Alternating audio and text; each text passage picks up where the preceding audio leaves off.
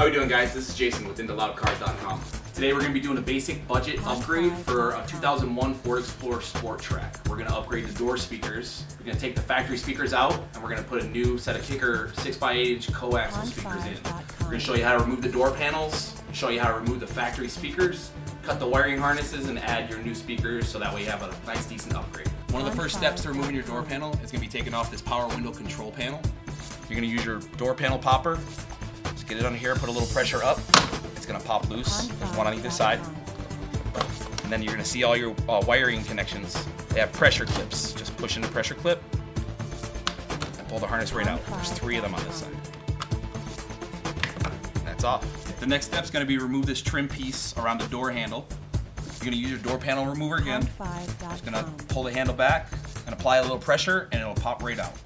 Now you're going to go ahead and remove the 4 screws in the door panel that hold it on. 2 above the door handle, and there's 2 along the bottom here. Take those out with a 7/32 socket, and we'll show you how to pop the door off after that. Now what we're going to do is we're going to go ahead and remove the panel. To do that, we're going to have to put some pressure behind the panel. Use your door panel remover. If you use the pry bar end, it's going to be your best bet. There's tree clips in the back that are held on with pressure. Some of them are held on with quite a bit of pressure, so you're going to have to go ahead and use a little bit of force. Don't be afraid of breaking them. They're really easy to replace. They're really cheap. But we're going to go ahead and show you how to get it off best. Okay, so if you start down here at the bottom left-hand corner panel, take your pry bar adapter, get it back here. You'll feel how it's tight. Give it a little pop and pull, and then your first clips out. And you're going to work your way up. Same. And then across the bottom of the door panel as well. Pond5.com. Once you have all your tree clips loose and the door panel flops out a little bit, you're going to pull it away and lift it up, and the door panel should pop loose. Make sure you have clearance for your handle to get out over your lock, and you're off. There's going to be one more clip back here. This is the clip for the power mirror adjustment. You take a flathead screwdriver, you put it on the side of the clip here where the release is, pry a little, pull, and you're good. So to remove the factory speaker, you're going to use your 1/4-inch socket with your ratcheting screwdriver, and you're going to remove these 3 screws right here.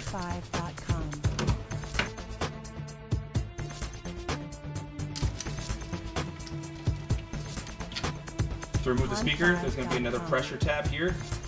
Press in and pull, and your speaker's out. In order to be able to put the aftermarket speaker on, we're going to have to cut this harness off. So you don't want to cut too close to the edge of it, but give it about 1/4 inch to 1/2 inch.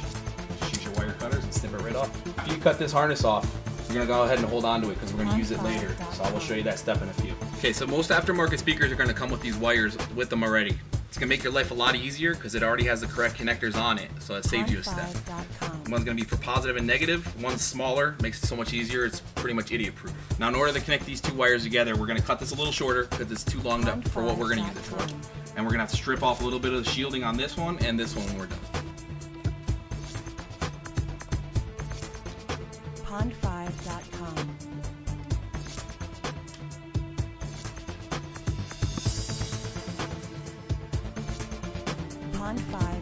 Now the easiest way to connect this to your wires, you're going to take the butt connector and you're going to place it in the right size crimp in the wire crimpers.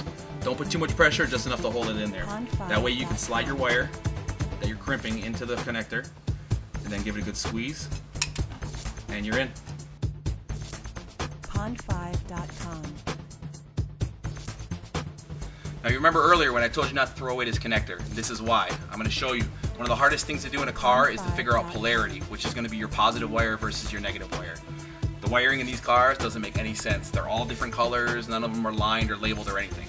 The easiest way to remember is on the connector where the pressure clip is, to release it, the wire closest to that is always going to be your negative wire. But once you have your polarity figured out, you're going to go ahead and keep that in mind. You're going to look at your aftermarket speaker wire. The wire is going to have one solid color and a solid color with a black stripe. The one with the black stripe is always going to be your negative. You're going to take the negative with the butt connector already on it, put in your crimpers, and now your negative we figured out is going to be our orange. So we're going to crimp those 2 together. Pond5.com. Okay, so now at this point you're going to take your aftermarket speaker, you're going to take your female plugs and connect them to the male plugs. They're going to be the only way you can do it is by the size. One's big, one's small. You can't mess this part up. So go ahead and slide them on. Give them a little tug just to make sure they're on there tight so they're not going to fall off once you put the door back in. Okay, Okay, now to put your speaker back in, you're going to go ahead and place it back in the hole. Make sure all your wiring's inside the door. Take your screws, line them up, and you're going to tighten them down by hand first, so that way you don't strip anything out.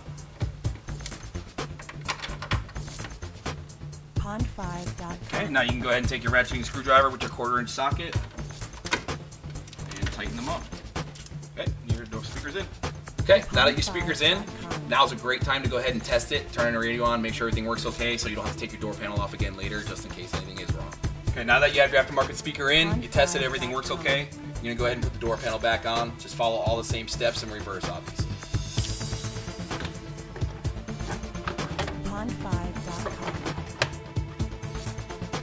Now once you get your door hung over the top side where the clips are about to go in, make sure all your clips are straight and not bent, because if they are, they're going to be impossible to get in. You'll end up breaking one that way. So just take a quick second and look, make sure they're all straight and lined up, the holes are going in.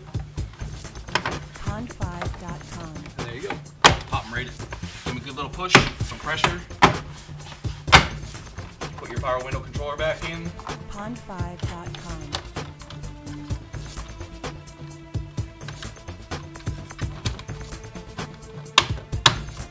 Pond5.com.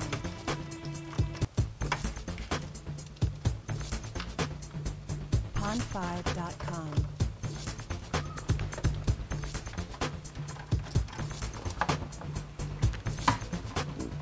Okay, now to do the back doors, you're going to go ahead and you're going to do all the same steps for the back door. Make sure you get your 2 screws. There's only going to be one on the bottom of this door. All your clips, take the panel off the same way, the speaker the same way, and then put the panel back on. You're all set. So in order to remove the factory radio, we're going to go ahead and remove this trim bezel. To take this trim bezel off, there's going to be 2 screws underneath here. We're going to use a ratcheting screwdriver with a socket attachment. We're going to use a 9/32 socket. Okay, once you get those 2 screws out, this piece is held in by some pressure clips. So you're going to take your door panel remover, put it in the seam here. Pond5.com. Pop them out. There's going to be clips on either side, so you're going to want to go ahead and put pressure on both sides. And then your radio is going to slide right out. Pond5.com. Okay, so to get this completely out, you're going to want to remove these 2 wire harnesses on the right side. They're just going to be the pressure release again. So you squeeze and pull. And on the second lower one, the pressure point is going to be in a little further in case you have trouble finding it. Squeeze and pull. Your antenna adapter also is going to slide right out, so you just have to pull that out. Now the clip on this other side is going to be a little different. It's not going to be a pressure release. You're actually going to, best bet's going to be to take a flathead screwdriver, pop it behind the clip, get a little pressure on it, and it should pull right off.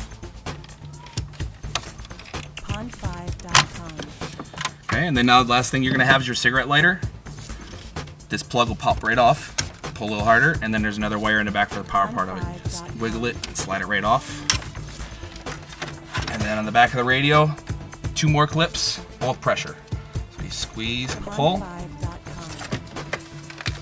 And on this one, same thing, pressure, squeeze and pull. So to remove the radio from the actual bezel, if you're going to be replacing it with another factory or an aftermarket radio, to take it out, you're going to go on the side here, and there's these 2 spring-loaded pressure clips. So you're going to want to push down on those. They might be a little hard to press on, so you might have to use a screwdriver.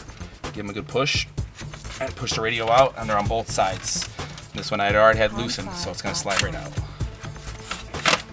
And there you go, you have your bezel and your radio separate, so you can put your new one in, whether it be another factory if this one was broken, or your aftermarket. Now in some cases, a double DIN radio that you're going to use if you're using an aftermarket radio may not fit properly.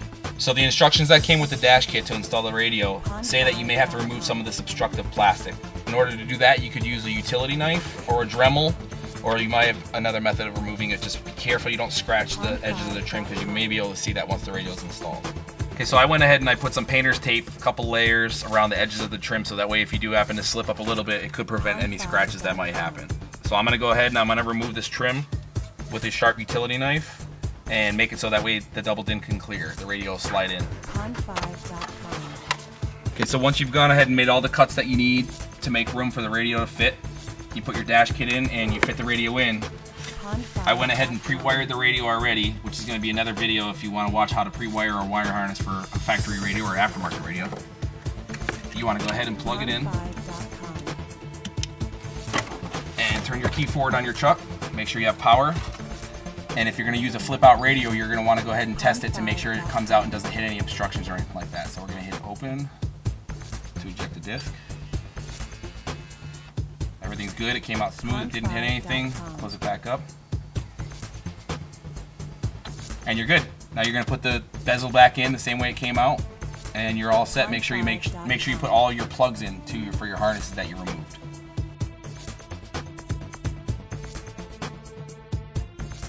Pond5.com.